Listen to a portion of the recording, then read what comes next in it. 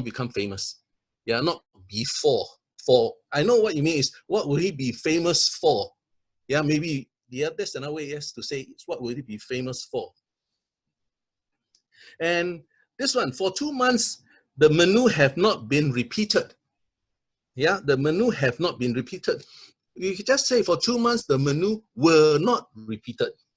Yeah, were not repeated rather than have not been repeated for 2 months. So this is very direct speaking. Yeah, and all right, I think that's all I have for these sentences to that we correct. And now moving on to the gems. Yeah, gems, the beautiful English I heard.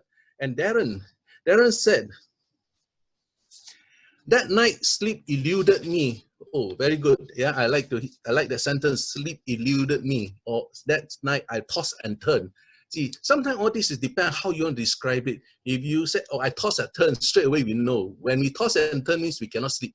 Yeah, we are disturbed or something. And you say it's like an imaginary wall that blocked me from thinking. A mental wall, imaginary wall. I like Darren's speech because he used very descriptive words. Yeah, and help us understand his story.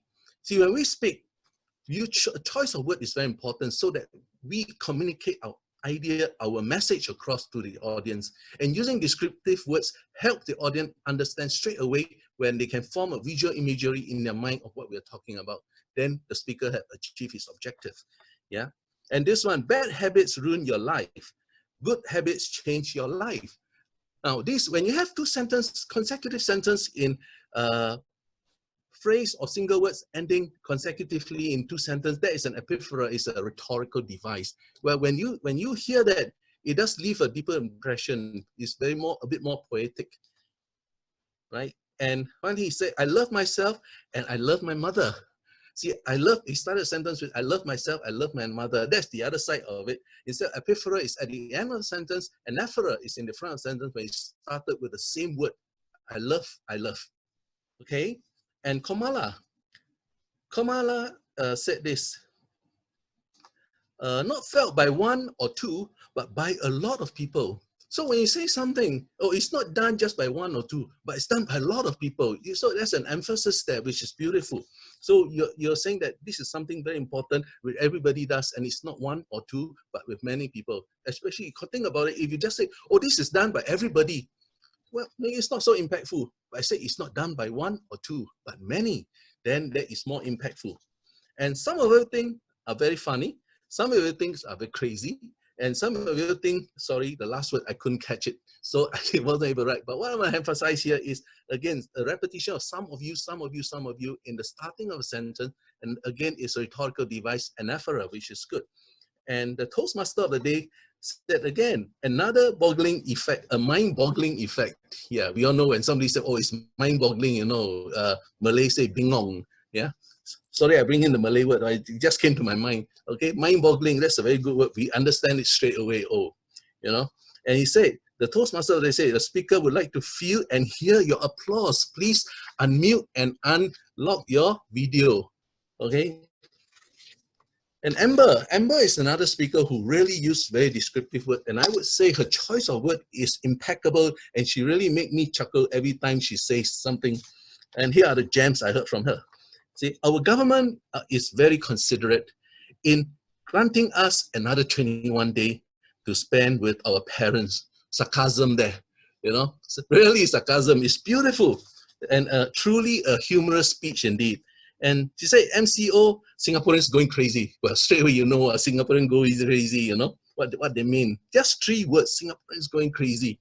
You know, very descriptive, very good. I never thought I had a chance to scold my dad, and with valid reasons too. You see, so sometimes when you speak like that, you must also pause and hold for maximum impact. Yeah, you say, I never thought I have a chance to scold my father, with valid reasons some more. Oh, see, so you aced it, okay? And she said, to deal with such a stubborn person, my words are very simple. Dad, you die, I die. Everybody die. You see, again, pauses is very impactful for speech like this. Yeah, but I would say it's beautiful. I like this very much. Thank you.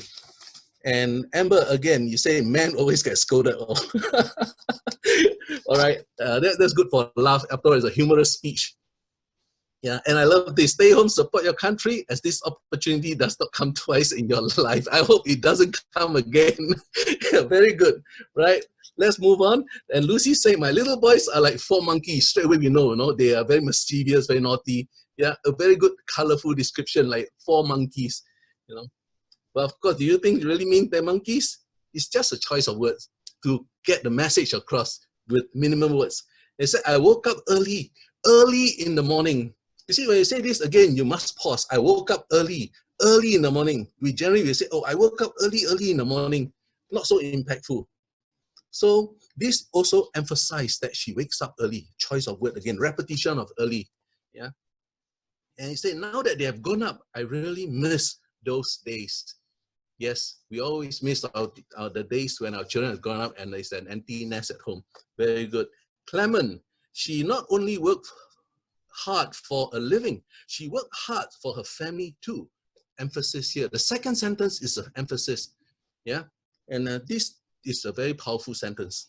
Jennifer, Mom was the wind beneath my wing. Well, some said this actually used to refer to someone important in your life, usually a teacher, a father, or a mother.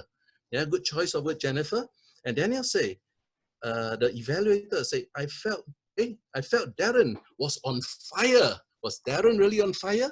But what he meant was Darren was full of energy, was hot. Yeah, another word is hot. You know, when hot means he's doing very well.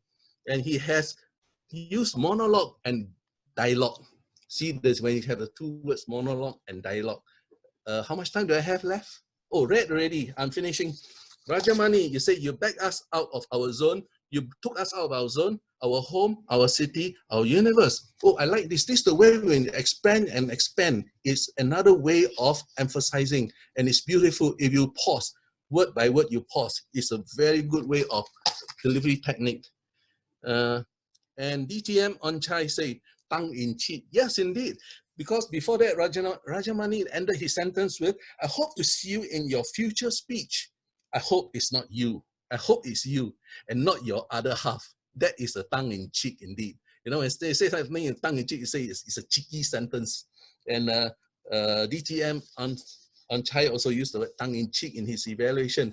Well, that's all I have for today. Thank you for having me. Over to you, General Evaluator.